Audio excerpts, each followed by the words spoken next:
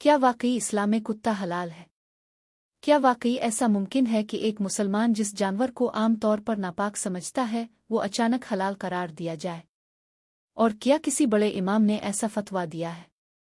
ये सवाल सुनते ही ज़हन में हैरत, उलझन और थोड़ा सा खौफ भी पैदा होता है।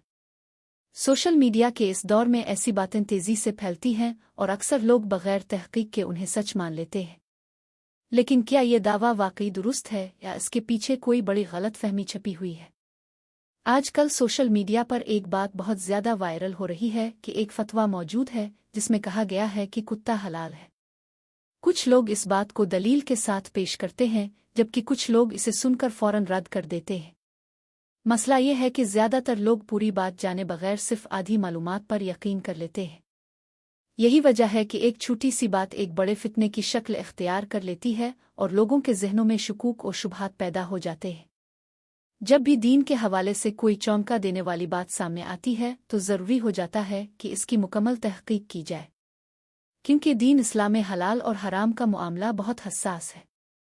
एक गलत बात न सिर्फ आपको गुमराह कर सकती है बल्कि दूसरों को भी गलत रास्ते पर डाल सकती है। इसलिए हर मुसलमान पर लाजिम है कि वो किसी भी खबर को बग़ैर तहक़ीक़ के कबूल न करे, ख़ास तौर पर जब वो दीन के बुनियादी उसूलों से मुताल्लिक़ हो।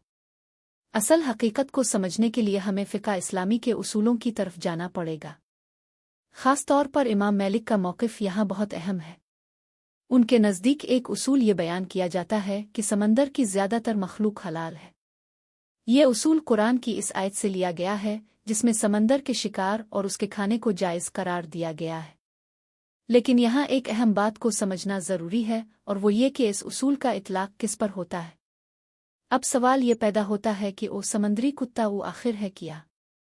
बहुत से लोग इस लफ्ज़ को सुनकर फ़ौरन ज़मीन वाले कुत्ते का तसव्वुर कर लेते हैं, जो कि एक बड़ी गलतफ़हमी है। हकीकत में समंदरी कुत्ता एक आम कुत्ता नहीं बल्कि एक ख़ास किस्म की समंदरी मखलूक है। अक्सर सूरतों में इससे मुराद शार्क होती है, जो एक बड़ी मछली है और समंदर में पाई जाती है। इसका नाम सिर्फ मुशाबहत की वजह से रखा गया है, न कि यह वाकई कुत्ता है। यहाँ असल गलती नाम की वजह से होती है। जब लोग समंदरी कुत्ता सुनते हैं तो वो ये समझ लेते हैं कि शायद इस्लाम में आम कुत्ते को भी हलाल करार दिया गया है, हालांकि ऐसा बिल्कुल नहीं है। इस्लाम में आम कुत्ते के बारे में वाज़ेह अहकाम मौजूद हैं और इसे खाने के लिए हलाल नहीं समझा जाता। इसलिए ये कहना कि कुत्ता हलाल है एक बहुत बड़ी गलतफहमी और गलत बयान है।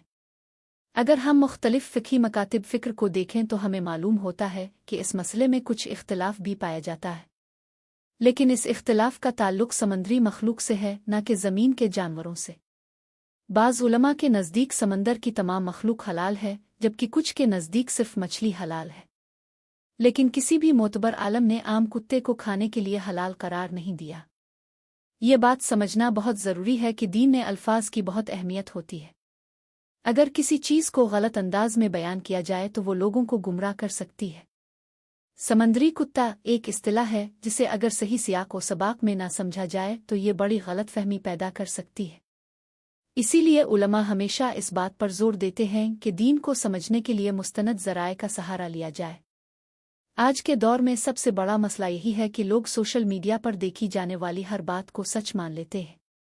कोई भी शख्स एक वीडियो बनाकर एक पोस्ट लिखकर कुछ भी दावा कर सकता है और वो हज़ारों लोगों तक पहुंच जाता है। लेकिन हर वायरल चीज़ सच नहीं होती। इसलिए ज़रूरी है कि हम हर बात को कुरान, हदीस और मुस्तनद उलमा की रोशनी में परखें।